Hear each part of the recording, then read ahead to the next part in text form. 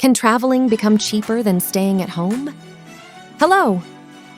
I began my journey into traveling in 2018, and since then, I haven't looked back. I've visited places I never expected to see and experienced things I couldn't have imagined in my wildest dreams. I broke free from the daily grind and turned traveling into my job.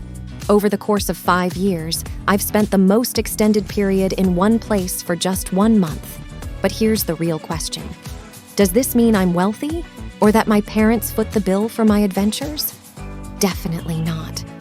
In the early days of my travels, I was still a student, and I had to work various jobs to save up enough money to support my wanderlust. I worked in restaurants, sold tickets at cinemas, and even helped pack bags in supermarkets, all in pursuit of scraping together the funds I needed to explore the world. Surprisingly, I discovered that traveling can be much more affordable than one might think. In this video, I'm going to share some advice for fellow travel enthusiasts like myself. First and foremost, before you embark on your journey, there's a website called IATATravelcenter.com. It's the International Air Transport Association's website, and it's a treasure trove of information you'll find incredibly valuable. I stumbled upon it recently, but it's become an indispensable resource. This website is especially vital for 2 key reasons. Firstly, it provides essential information about flight regulations related to COVID for any country you plan to visit. Do you need a COVID test? Will your vaccine suffice? It answers these critical questions and more. Secondly, the website has a feature where you can input your departure and destination countries, your nationality, and flight details, such as layovers and the duration of your stay.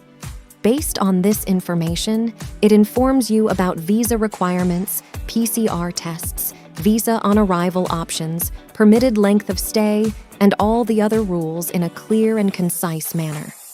This data is on par with what airline employees use to ensure you can board your flight. It's a game changer for any traveler, and I can't recommend it enough. Next, you need to learn how to use the Skyscanner app. It's a straightforward website where you can compare flight tickets effortlessly. When it comes to choosing your desired flight, you simply enter your destination and the date you intend to travel, and voila, it displays the cheapest flights available. What's great about Skyscanner is that the more flexibly you are with your plans, the better deals you'll discover.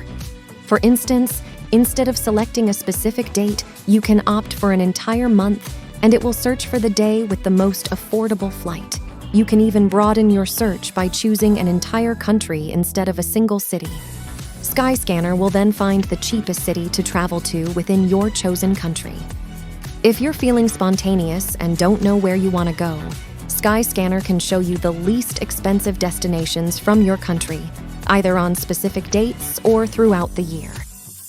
Now, let's move on to my third piece of advice, and this one is a bit of insider information that I've recently stumbled upon. There's a website called skiplagged.com. I'll be upfront. It's not entirely above board, but it can help you find tickets that you won't locate on any other platform. Here's the concept. Let's say you're looking at a ticket from Mauritania to Istanbul with Turkish Airlines, and it's priced at around $600. However, you discover that a ticket from Mauritania to Paris, also with Turkish Airlines, but with a layover in Istanbul, costs only $400. Here's the trick. You can book the ticket to Paris, and when you reach Istanbul, simply don't catch the connecting flight to Paris. Stay in Istanbul and explore the city, effectively bypassing the second leg of your journey. Skiplagged.com might unearth these types of tickets for you, allowing you to enjoy your stay in the layover city and pay less than you would for a direct ticket. However, if you decide to use this website, there are a few things to be mindful of. First and foremost, you won't be able to check in your luggage because it'll continue on to the final destination, which, in our example, is Paris. So, you'll need to keep your baggage with you inside the plane. Secondly, you must ensure that you have the necessary visas and permissions to enter your final destination country. In our case, when you depart from Mauritania, you need a visa for France to board the initial flight. Lastly, it's essential to keep this strategy on the down low when dealing with airline employees because they tend to frown upon such practices. One last tip. If you have a frequent flyer miles account and earn points with airlines, it's best not to link it when booking these types of flights. Airlines aren't fond of this practice, and it could potentially lead to issues with your account. So, it's safer to leave your miles account out of the equation. On skiplagged.com, you might uncover those elusive tickets that remain hidden from other websites. Now, for the fourth piece of advice, let's talk about housing options. There are several ways to find affordable or even free accommodations, and one of the most intriguing options is couch surfing. In a nutshell, couch surfing is a website where you can connect with locals who might offer you a place to stay in their homes for free. I've personally used it and had great experiences staying with people I met through the platform. Fifth on the list is hostels. Hostels are similar to hotels, but offer shared rooms for 4 or 8 people, along with communal restrooms and common areas. I'm a big fan of hostels because they provide an excellent opportunity to meet new people, discover budget-friendly activities, and join touristy tours. Hostels are often strategically located in the heart of tourist cities and are typically much more affordable than hotels. In many countries, you can find hostels ranging from $10 to $20 per night. The easiest website to use for finding hostels is hostelworld.com. Now, let's move on to the sixth piece of advice, which revolves around Airbnb. Airbnb is my go-to option when it comes to accommodation. You can find various types of lodging on Airbnb, including studios, furnished apartments, villas, single rooms and shared apartments, hostels, and hotel rooms. The options are vast, whether you're traveling solo, with your partner, or with your family. You'll find a diverse range of choices, from cozy huts in the forest to luxurious mountaintop villas, catering to your personal tastes and interests. Personally, most of my Airbnb stays have been in studios, which typically cost between $15 and $30 per night. Seventh, if none of the options I've mentioned appeal to you, you can always turn to the traditional hotel booking websites such as Booking.com, Agoda, and WeGo. These platforms offer a wide range of hotel rooms to suit your preferences. For the eighth piece of advice, consider volunteer traveling through a website called Workaway. This involves offering your time and skills to people abroad in exchange for housing, food, and sometimes a small stipend for daily expenses. You can volunteer on a farm, in a hostel, or in people's homes while teaching them your language. This can allow you to spend an entire month in a country without spending much more than the cost of your plane ticket. Now, let's shift our focus to transportation. Ninth on the list is one of the cheapest options, hitchhiking. This involves simply standing by the roadside, raising your arm, and waiting for a passing car to pick you up and offer you a ride. I've hitchhiked in about 10 different countries, and it usually works well, although it does require some patience and an understanding of the local hitchhiking culture. HitchWiki is a website that provides tips specific to various countries and cities, making it easier to hitchhike safely and efficiently. It even offers a world map with recommended hitchhiking spots. Moving on to the 10th piece of advice. When it comes to land transportation, it's essential to use apps to compare your options. For instance, there's an app called BusBud, which works in many countries with bus services that you can book in advance. Additionally, there's another app called Omio, which is more specialized in European countries. Omio allows you to compare various modes of land transportation, including buses, trains, and even flights, helping you find the most budget-friendly way to reach your destination. Advice number 11. Explore the BlaBlaCar website. This platform is available in numerous countries and is used by people traveling by car who have empty seats to offer. Instead of driving with empty seats, they list their available spaces on the website, and anyone looking to join them can contribute a small amount, essentially sharing the cost of gas for the ride. Moving on to the 12th tip. So you've just arrived in a new country. What should you do? Consider joining a free walking touristic tour.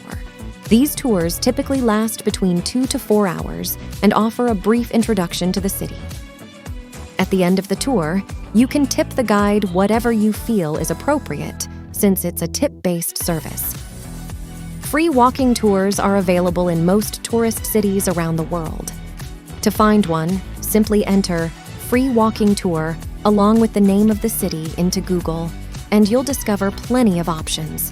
You can then either sign up or check when and where they gather and simply join in. Now, for advice number 13, let's discuss food options. In some countries like Turkey and India, food can be incredibly inexpensive, and you may not need to worry about finding ways to save on meals. However, in more expensive countries, particularly in Western Europe, it's wise to save money by buying groceries from supermarkets and preparing your meals in the hostel's kitchen. I understand this might not be feasible for everyone, so the next best option is to explore local bakeries. Bakeries are ubiquitous worldwide and offer a variety of options, from pastries and sandwiches to pies and sweets. The best part? It's often restaurant-quality food at a lower cost. Just search bakery on Google Maps, and you'll find numerous bakery shops around you. Choose one with high ratings and enjoy your meal there. Lastly, for advice number 14, leverage the experiences of those who have traveled before you. If you search on Google, for example, India itinerary for 7 days, you'll find detailed travel plans and experiences shared by many bloggers. These resources provide valuable insights on what to plan, where to go, how much time to spend in each city, dining and accommodation recommendations, expected prices, and much more. It's an excellent way to benefit from the wisdom of fellow travelers and plan your journey more effectively. Advice number 15. Conduct thorough research and be savvy when making reservations. While I've provided advice that applies to countries worldwide, each place holds its own unique secrets for saving money. If you delve into your research, you'll uncover these hidden gems. For example, did you know that on the first Sunday of every month in Rome, Italy, all the museums offer free admission? This can save you up to $60, for instance. Another cost-saving tip is that in many European and global destinations, tap water is perfectly safe to drink, and locals do so regularly.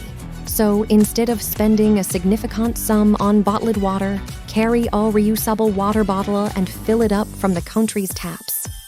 Now, for my final piece of advice. Forget the notion that traveling is solely for leisure. Consider your journey as an adventure, a fresh opportunity to break away from your daily routine and immerse yourself in entirely new experiences. These experiences can help you cherish the value of each day, learn valuable life lessons, and enrich your life with a diverse range of encounters. Personally, after many years of traveling, I've shifted away from leisure-focused trips and have lived through incredible experiences I never could have imagined. I genuinely hope that my advice and personal experiences have proven beneficial to you. Utilize this guidance to create beautiful, affordable travel experiences. And remember that travel is not exclusively reserved for the wealthy. I hope you found these insights valuable. Peace.